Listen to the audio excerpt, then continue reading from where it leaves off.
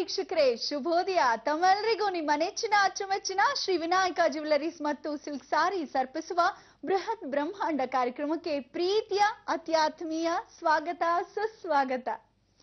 ಸಾವಿರಾರು ಹಸುಗಳ ಮಧ್ಯೆಯೂ ಕೂಡ ತನ್ನ ಕರು ತನ್ನ ತಾಯಿಯನ್ನೇ ಹುಡ್ಕೊಂಡು ಹೋಗೋ ಹಾಗೆ ನಾವು ಮಾಡಿದ ಪಾಪ ಕರ್ಮಗಳು ನಮ್ಮನ್ನೇ ಹಿಂಬಾಲಿಸತ್ತಂತೆ.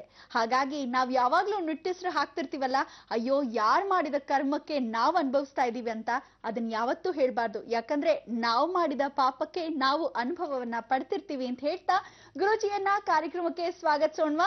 ಶ್ರೀಯುತರು ಶ್ರೀ ಸಂಪೂರ್ಣ ಸನಾತನ ಧರ್ಮ ಸಂರಕ್ಷಣಾ ಸಮಿತಿಯ ಸಂಸ್ಥಾಪಕರು ಹಾಗೂ ಶ್ರೀ ಸಂಪೂರ್ಣ ವರಮಹಾಲಕ್ಷ್ಮಿ ಮಹಾಸಂಸ್ಥಾನದ ವ್ಯವಸ್ಥಾಪಕ ನಿರ್ದೇಶಕರು, ನಮ್ಮೆಲ್ಲರ ನೆಚ್ಚಿನ ಗುರುಗಳು ಶ್ರೀ ನರೇಂದ್ರ ಬಾಬು ಶರ್ಮಾ ಗುರುಜಿಯವರು.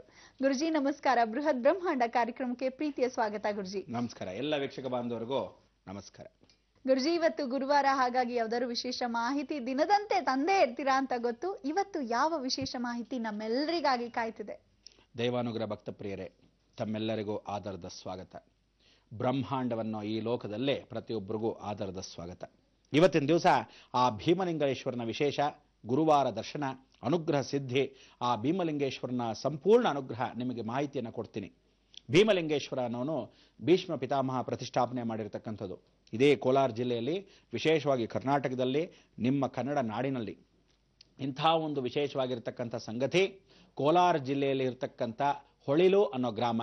ಆ ಹೊಳಲಿ ಅನ್ನೋ ಗ್ರಾಮ, ಹೊಳಿಲು ಅನ್ನೋ ಗ್ರಾಮ ಎರಡೂ ಒಂದೇ. ಹೊಳಲಿ ಅಂದ್ರೆ ಸರ್ವ ಜ್ಞಾನ ಹೊಳಿಲಿ. ಅದಕ್ಕೆ ಜ್ಞಾನವನ್ನು ಹೊಳಿತಕ್ಕಂಥ ಈ ಕ್ಷೇತ್ರಕ್ಕೆ ಕೃಷ್ಣ ಪರಮಾತ್ಮನು ಪಾಂಡವರ ಜೊತೆ ಬಂದ. ಹೊಳಲು ಅಂತಕ್ಕಂಥ ವಿಚಾರದಲ್ಲಿ ಇವತ್ತು ವಿಶೇಷವಾಗಿರ್ತಕ್ಕಂಥ ಕಲ್ಯಾಣಿ ಕಟ್ಟೆಗಳು ಹೆಚ್ಚಾಗಿರ್ತಕ್ಕಂಥ ಕ್ಷೇತ್ರ. ಇಡೀ ಜಗತ್ತಲ್ಲಿ ಈ ಈಶ್ವರನ್ನ ಕೋಲಾರ ಡಿಸ್ಟ್ರಿಕ್ಟು ಏನು ಚಿಂತಾಮಣಿ ಅಂತಕ್ಕಂಥದ್ದಿದೆ, ವಿಶೇಷವಾಗಿರ್ತಕ್ಕಂಥ ಈ ಒಂದು ದಕ್ಷಿಣ ಪ್ರಾಂತದಲ್ಲಿರ್ತಕ್ಕಂಥ ಕೆಲವೊಂದು ಮರಳಿನ ಪ್ರದೇಶ, ಬಂಡೆಗಳ ಪ್ರದೇಶ, ವಿಶೇಷವಾಗಿರ್ತಕ್ಕಂಥ ಚಿಕ್ಕಮಗಳೂರಿಂದ ಹಿಡಿದು ಚಿಕ್ಕಬಳ್ಳಾಪುರದವರೆಗೂ ಬರ್ತಕ್ಕಂಥ ನದಿಗಳೆಲ್ಲ ಒಣಗೋಗಿರ್ತಕ್ಕಂಥ ವಿಶೇಷ. ಇವತ್ತು ಗಂಗೆ ಉತ್ಪತ್ತಿ ಆಗಿರ್ತಕ್ಕಂಥದ್ದು ಚಿಕ್ಕಮಗಳೂರಲ್ಲಿ ಜರಿಗಳ ಹರಿದು ಅಷ್ಟೆಲ್ಲ ದೊಡ್ಡದಾಗಿ ನೀರಾಗಿ ಅದು ಚಿಕ್ಕಬಳ್ಳಾಪುರದ ಹತ್ರ, ದೇವನಹಳ್ಳಿ ಹತ್ರ, ಹೀಗೆ ನಂದಿ ಬೆಟ್ಟದಿಂದ ಬಂದಿರತಕ್ಕಂಥ ವಿಶೇಷವಾಗಿರ್ತಕ್ಕಂಥ ಅರ್ಕಾವತಿ ನದಿ ಹೀಗೆ ಸೇರ್ತಾ ಸೇರ್ತಾ ಕೋಲಾರ್ಗೆ ಹೋಗ್ತಾ ಹೋಗುತ್ತೆ. ಇದೆಲ್ಲ ಅಂದಿನ ಕಾಲದಲ್ಲೇ ನಿಂತು ಹೋಯ್ತು. ಭೂಮಿಗಳೆಲ್ಲ ಬತ್ತೋಯ್ತು. ಬಂಡೆಗಳ ಕಾಲದಲ್ಲಿ ಇವತ್ತಲ್ಲ, ಅಂದಿನ ಕಾಲದಲ್ಲಿ ಕಪಿಚೇಷ್ಟೆಗಳೆಲ್ಲ ಓಡಾಡ್ತಿದ್ದ ಜಾಗ, ವಿಶೇಷವಾಗಿ ವಾನರರು ಓಡಾಡ್ತಕ್ಕಂಥ ಜಾಗ. ಮನುಷ್ಯ ಜಾತಿಯು ಮನುಷ್ಯನೂ ಹುಟ್ಟಿದ ಮೇಲೆ ಎಷ್ಟೋ ಪಾಪಿಷ್ಠರಾಗಿರ್ತಕ್ಕಂಥವ್ರು ನೀರೇ ಬರದೇ ಇರತಕ್ಕಂಥ ಜಾಗ. ಇವರಿಗೆಲ್ಲರಿಗೂ ಇಷ್ಟೆಲ್ಲ ನೀರುಗಳು ಯಾತಕ್ಕೆ ಬರ್ತಾ ಇಲ್ಲ?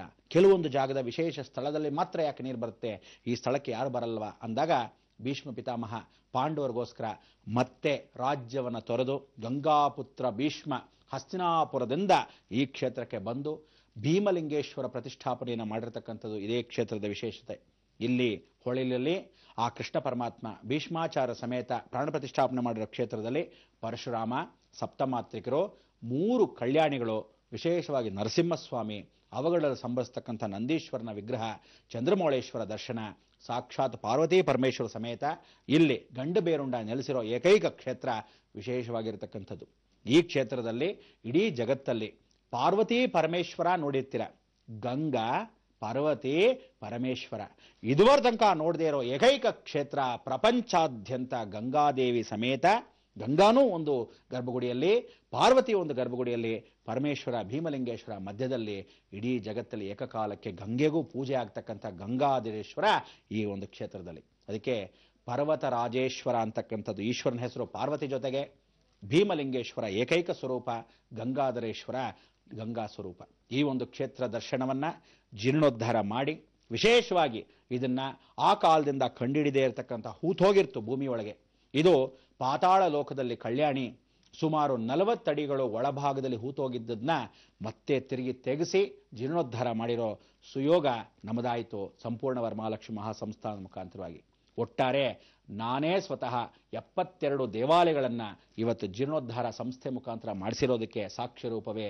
ನಿಜಕ್ಕೂ ಧನ್ಯ ಧನ್ಯ. ಎಷ್ಟೋ ಜನ್ಮದ ಪುಣ್ಯ ಮಾಡಿದರೆ ಈ ಕ್ಷೇತ್ರಕ್ಕೆ ತಾವೆಲ್ಲರೂ ಯಾರು ಹೋಗಿ, ರಹಸ್ಯ ಏನು ಅಂದರೆ ಇಲ್ಲಿ ಅಭಿಷೇಕವನ್ನು ಮಾಡಿಸ್ತಿರೋ, ಯಾರು ಹೋಗಿ ನಿಮ್ಮ ಊರುಗಳಲ್ಲಿ ಮಳೆ ಬರಲಿಲ್ವೋ, ಯಾರು ಹೋಗಿ ಯಾವ ಕಾಲಕ್ಕೂ ನಿಮ್ಮಲ್ಲಿರ್ತಕ್ಕಂಥ ಫಸಲು ಸರಿಯಾಗಿ ಬರಲಿಲ್ವೋ, ನಾಶವಾಗಿ ಹೋಗ್ತಾ ಇದೆಯೋ, ಯಾರು ಹೋಗಿ ನಿಮ್ಮ ಬೆಳೆಗೆ ವಿಶೇಷವಾಗಿ ಬೆಲೆ ಸಿಗದೇ ಇದ್ದಾಗ ಆ ಬೆಳೆಗಳು ಬೆಳೆದು ಬಂದರೂ ಸಹ ನಾಶವಾಗಿ ಹೋಗ್ತಾ ಇದೆ. ದುಡ್ಡು ಸರಿಯಾಗಿ ಕೊಡ್ತಾ ಇಲ್ಲ, ರೈತನಿಗೆ ಸಮಬಾಳು ಸಿಗ್ತಾ ಇಲ್ಲ ಅನ್ನೋ ಏಕೈಕ ಕ್ಷೇತ್ರದಲ್ಲಿ ಭೀಮಲಿಂಗೇಶ್ವರನಿಗೆ ಗಂಗಾ ಸಮೇತ ಅಭಿಷೇಕ ಯಾರು ಮಾಡ್ತಾರೋ, ಗಂಗಾ ಸಾಕ್ಷಾತ್ ನೈಋತ್ಯ ಭಾಗದಲ್ಲಿದ್ದಾಳೆ. ಇವತ್ತಿಗೂ ನಮ್ಮ ಹಿಮಾಲಯದ ಭಾಗದಿಂದ ವಿಶೇಷವಾಗಿ ಆ ಗಂಗಾ ಕಾವೇರಿನ ಸೇರ್ತಕ್ಕಂಥ ಏಕೈಕ ಕ್ಷೇತ್ರ.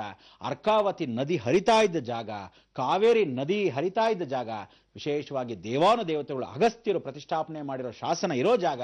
ಇಷ್ಟೆಲ್ಲ ವಿಶೇಷವಾಗಿರ್ತಕ್ಕಂಥ ಈ ಕ್ಷೇತ್ರಕ್ಕೆ ತಾವೆಲ್ಲ ಕೋಲಾರ ಜಿಲ್ಲೆಯಲ್ಲಿರ್ತಕ್ಕಂಥ ಹೊಳಿಲಿ ಗ್ರಾಮಕ್ಕೆ ಈ ಗುರುವಾರದೊಂದು ಸೂಚನೆ ನಿಮಗೆ ಕೊಡ್ತಾ ಇದ್ದೀನಿ.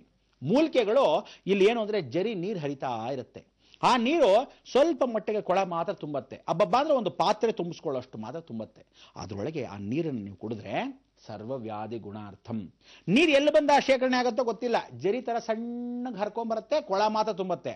ಕೊಳ ತುಂಬಿದ ಮೇಲೆ ಹರಿಯಲ್ಲ, ನೀವು ತೆಗೆಯೋವರೆಗೂ ನೀರು ಹರಿಯಲ್ಲ. ಅದೇ ಸತ್ಯಾಂಶ. ಅದರ ಬಿಂಬದಲ್ಲಿ ನೋಡಿದ್ರೆ ನೀವು ಹಿಂಗೆ ನೋಡೋಕ್ಕಾಗಲ್ಲ, ಯಾಕಂದ್ರೆ ಹಿಂಗೆ ಬಗ್ಬೇಕು ತುಂಬ ಕಷ್ಟ. ಆ ಬಿಂಬದಲ್ಲಿ ನೋಡಿದ್ರೆ ಮಾತ್ರ ನರಸಿಂಹಸ್ವಾಮಿ ಕಾಣೋದು, ಅದು ಸತ್ಯ. ಅದಕ್ಕೆ ಈ ಜರಿಯ ನೀರಲ್ಲಿ ಯಾರು ನೀರ ಬಿಂಬವನ್ನ ಹೀಗೆ ನೋಡಿಕೊಂಡು ಮೇಲ್ಗಡೆ ಇರತಕ್ಕಂಥ ನರಸಿಂಹಸ್ವಾಮಿ ಗುಹಾಂತರದಿಂದ ಅದರಲ್ಲಿ ಬಿಂಬ ಬೀಳುತ್ತೆ, ಕಣ್ಣಿಗೆ ಹೊತ್ಕೊಂಡು ನಮಸ್ಕಾರ ಮಾಡಿದ್ರೆ ಯೋಗ ನರಸಿಂಹ ನಿಮ್ಮ ಯೋಗ್ಯ ಕಾರ್ಯತ ಸರ್ವ ಕಾರ್ಯ ಸಿದ್ಧಿ. ಎಷ್ಟೋ ಜನ ಯೋಗಿಗಳು ಇಲ್ಲಿ ತಪಸ್ಸು ಮಾಡಿ ಹೋಗಿ ಬಂದಿರೋದು, ಸಪ್ತ ಋಷಿಗಳು ಬಂದು ಹೋಗಿರೋದಕ್ಕೆ ಕಾರಣವಾಗಿ ಇವತ್ತು 7 ಮರಗಳು ಅಂದಿನ ಕಾಲದಿಂದ. ನೀವೇನು ಮರ ಅಂದರೆ ಎಷ್ಟಿರ್ಬೋದು ಅಂದ್ಕೊಂಡ್ರೆ ಜಾಸ್ತಿ ಏನಿಲ್ಲಪ್ಪ, ಒಂದೊಂದು ಮರ 4 ಅಡಿ ಅಗಲ ದಪ್ಪ, ವಿಶೇಷವಾದ ಎತ್ತರ 100 ಅಡಿ ಎತ್ತರ. ಸಪ್ತಮಾತ್ರಿಕೆಯರಿದ್ದ ಹಾಗೆ ಸಪ್ತ ಋಷಿಗಳು ಕೂಡ ಬಂದು ಹೋಗಿದ್ದಕ್ಕೆ 7 ಋಷಿಗಳು 7 ಮರಗಳು ಬಹಳ ಬೃಹದಾಕಾರದಲ್ಲಿ ಇವತ್ತಿಗೂ ಶಾಶ್ವತವಾಗಿ ಅಲ್ಲೇ ಇದೆ ಅನ್ನೋಕ್ಕೆ ಇದೆ ಜೀವಂತ ಸಾಕ್ಷಿ. ಇಲ್ಲಿ ಏನು ಅಂದರೆ ರಾತ್ರಿ ಯಾರು ಸಂಚಾರದಲ್ಲಿ ದೇವಸ್ಥಾನದಲ್ಲಿ ಹೋಗಿ ಮಲಕೊಂತಾರೋ ನಿಮಗೆ ದೇವರ ಗೋಚರಗಳಾಗತ್ತೆ. ನಿಮಗೆ ಏನಾದರೂ ಸಿದ್ಧಿ ಪಡಿಸ್ಕೋಬೇಕು, ಮಂತ್ರಗಳು ನಮ್ಮ ಗುರುಗಳು ಹೇಳ್ಕೊಟ್ರು, ನಮ್ಗೆ ಯಾರೋ ಗುರುಗಳು ಹೇಳ್ಕೊಟ್ರು ಅಂತ ಎಲ್ಲ ನಿಮ್ಮ ಗುರುಗಳ ಸಿದ್ಧಿಗಳನ್ನು ಪಡಿಬೇಕು ಅಂದರೆ ಈ ಕ್ಷೇತ್ರದಲ್ಲಿ ರಾತ್ರಿ ಬಂದು ಯಾರು ದೇವಸ್ಥಾನದಲ್ಲಿ ತಂಗಿ ಮಲ್ಕೊಳ್ಳೋಕೆ ಜಾಗ ಕೊಡ್ತಾರೆ, ಮಲ್ಕೊಂಡು ಆ ವಿಶೇಷವಾಗಿರ್ತಕ್ಕಂಥ ಋಷಿ ಸಂಚಾರ ಬರುತ್ತೋ ನಿಮಗೆ ಆ ಶಕ್ತಿಗಳು ಅಷ್ಟೇ ಕೇಂದ್ರೀಕೃತವಾಗುತ್ತೆ. ಇದು ಗುರು ಅನುಗ್ರಹ. ಇಂಥ ಗುರು ಅನುಗ್ರಹ ಮತ್ತಷ್ಟು ವಿಚಾರ ನಾನು ತಿಳಿಸ್ಬೇಕಾದ್ರೆ ನೀವು ಕಾಯ್ತಾ ಇರಿ, ಬಂದು